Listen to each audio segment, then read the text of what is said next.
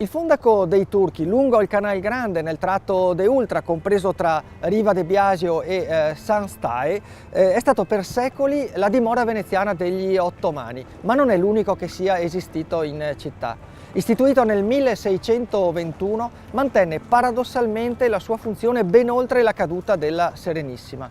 L'ultimo turco ad abitarlo, infatti, Saddo Drisdi, fu allontanato dalle autorità austriache, non senza una certa resistenza, solo nel 1838. Dal 1923 il fondaco dei Turchi ospita il Museo Civico di Storia Naturale, frutto della raccolta in un unico luogo di diverse collezioni fino a quel momento ospitate appunto in diversi luoghi e istituti della città. Quello lungo il Canal Grande non fu il primo e unico fondaco dei Turchi. Prima di quello, appunto, nel 1575, a pochi anni dalla battaglia di Lepanto, ne fu istituito un primo qui in Calle dell'Ansoio, dove allora si trovava una locanda che portava questo nome, la locanda dell'Ansoio.